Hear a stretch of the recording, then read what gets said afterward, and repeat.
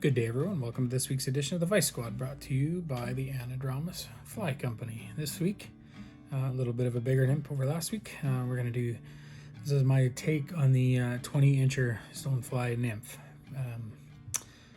I like it. I like this pattern. I think it's fun. It's just a little jazzed up from a plain Jane one, but yeah, I think it's a cool looking little bug. So, in the vise, we're going to put a number 12, pardon me, curved nymph hook from Togens Fly Shop. And I've got a 532 gold tungsten bead on there, and I've put 5 or 6 wraps of lead.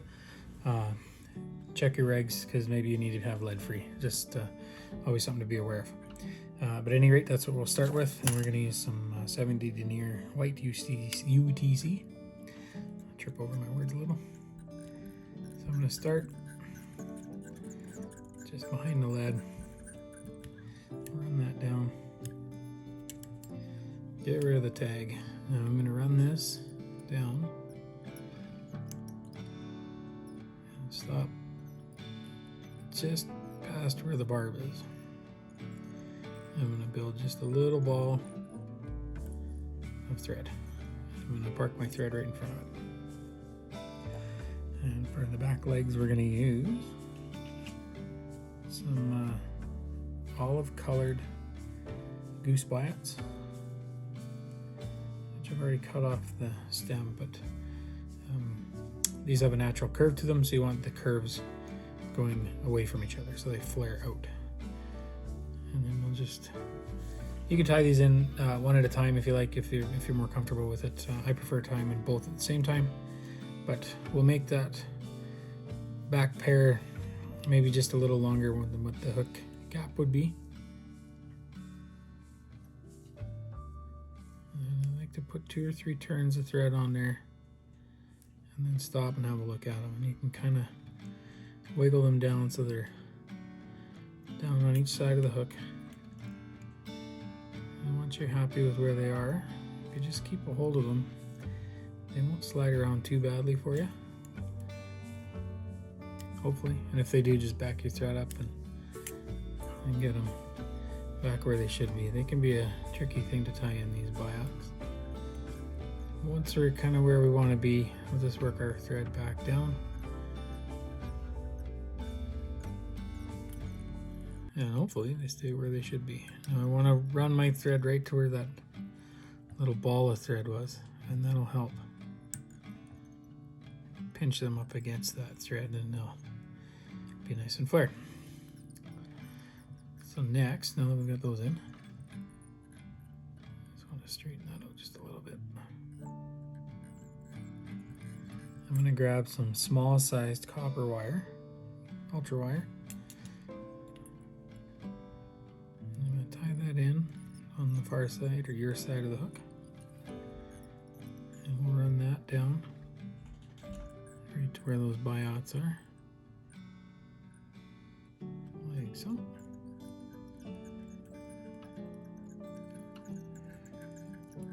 And then I'm going to grab some thin skin. Now I've cut this is black. I don't know if I can find it here. This would look good, I think, if you used like a mottled thin skin as well. The reference photos that I always took this off of just had plain black, but I think it looked pretty good if it was mottled and even colored as well. If you wanted to do like a golden stone, use a yellow one, or the darker stones, use like the mottled oaky color one. It looked pretty cool. But at any rate, to tie that in, I'm going to cut a little V at the back end, just so I'm not bulking up the body too bad. I'm going to grab that and just make sure that it's sitting right on top of the hook, so it's nice and gonna be a good line when we go to wrap it over the top of the body here in a second. I want that all the way down to where the biots are. Alright, so now we're gonna dub some, this is Antron sparkle dubbing in olive damsel color. It's kind of a medium olive color. Go darker, go lighter, go gold, go black, dark browns. I think that the presentation of this fly is going to be excellent despite the color. So we'll just start building up a little body. We're going to taper it towards the front.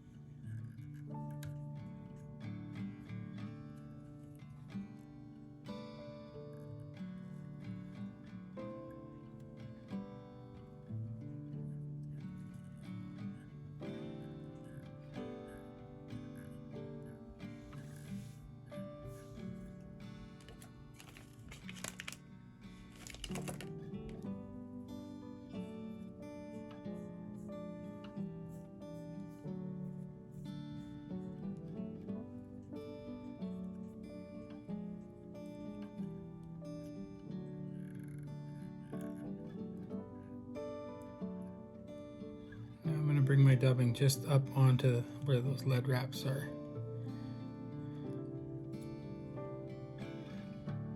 Like so.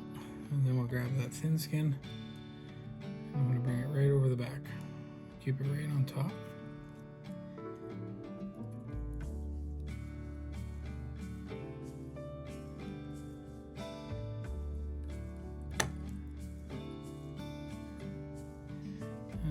Few wraps in there just to hold it. Then we'll grab the wire and we'll counter wrap the wire.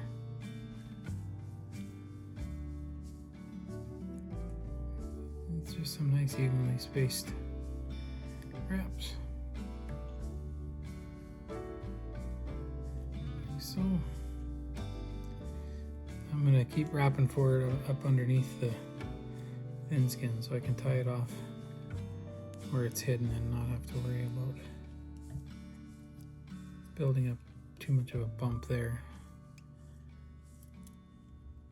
I'll just tie that in nice.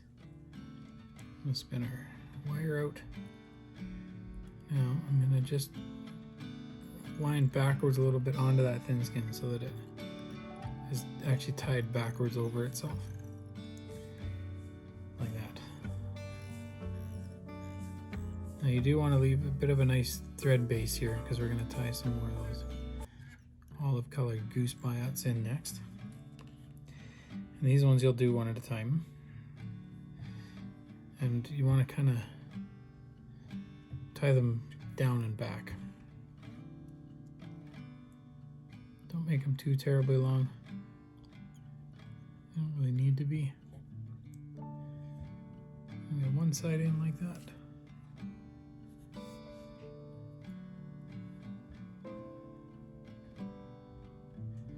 This one I'll just do a couple sort of loose wraps and then I can position it and get the length right to match the other one. Try and get them as even as you can.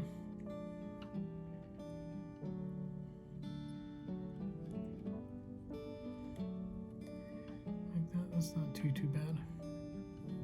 Then we'll reach in there and we'll snip the butts out.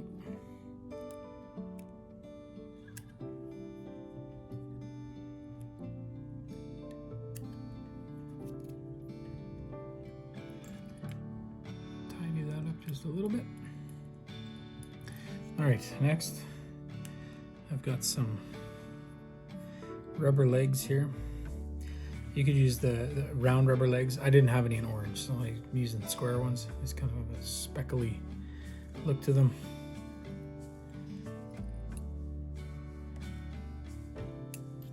We'll tie those in right on the side. Now I want to make sure that my tie-in point is as close to the body here as I can because I'm going to dub right over it.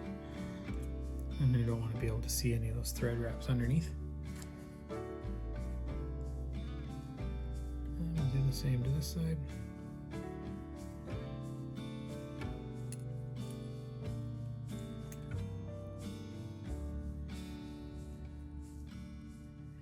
I'm gonna try and get your length as even as you can. Once this style of leg, once you start pulling on them, after everything's tied in, they're different than the round rubber legs. You can't really reef on them too hard, and they like to stretch, and then they'll just break. But once we've got that, both sides tied in, I'm gonna make a nice thread base here, but I'm gonna leave a bit open. I don't want to tie that right up to the bead, otherwise the legs will flare really funny. But now we'll take some more of this sparkle dubbing, Antron sparkle dubbing. This is a March brown color. I like it because it's a bit orangey, just gives it a little bit of a hot spot, if you will. And I'll just spin a bit of that on there.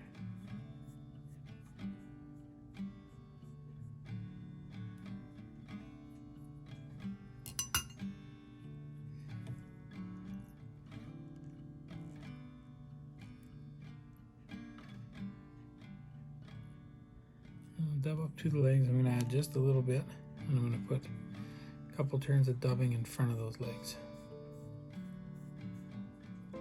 That'll help get them to flare out a little.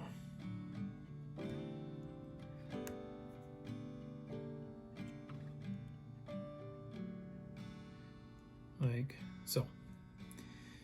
More or less kind of pointing backwards. Next we'll just grab our thin skin. And we'll finish that off, tie that in.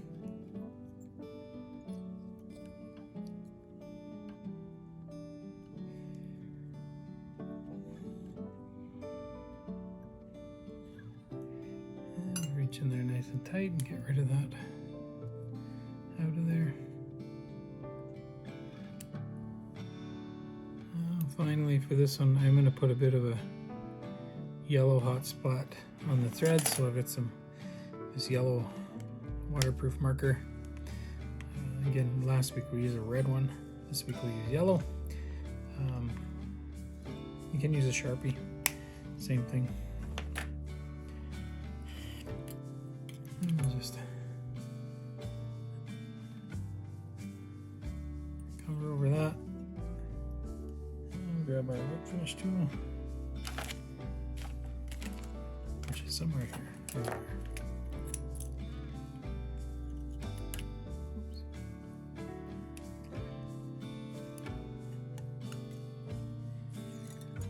Put a few turns on that.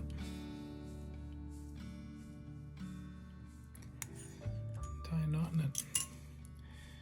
And that's pretty well it. I am going to add a little bit of bone dry just to the thread wraps here and just over the back. Just a little. Not too much. Don't need to have a great big clear glob of glue on it. Oops. Like so. Anyway, pretty fun little nymph. I think it's going to be fun to fish these this summer. I'm going to definitely tie a few for my own box, and we'll see what the trout think of them. At any rate, yeah, if you enjoyed the video and you're new to the channel, please hit the subscribe button, hit the bell beside it. You won't miss any of the upcoming content. Please go check out our sponsors, check out the Goes to 11 Instagram page as well, and give us all likes. We all like likes, and you can check out the store, which is fishingandoutdoors.ca and .net, I believe. Every week I get this wrong. One of these weeks I'll get it right. You can check out all our sponsors gear and a pile more on there that Rick's got loaded up on there, and it doesn't cost you any more to buy anything. It just helps everybody out. It helps keeps the lights on for us. At any rate, until next week, everyone, have a wonderful week. Talk to you soon. Man, one of these days I'll get this fucking thing dialed in. I hope. I feel like a retard. Anyway, I'll talk to you soon, pal.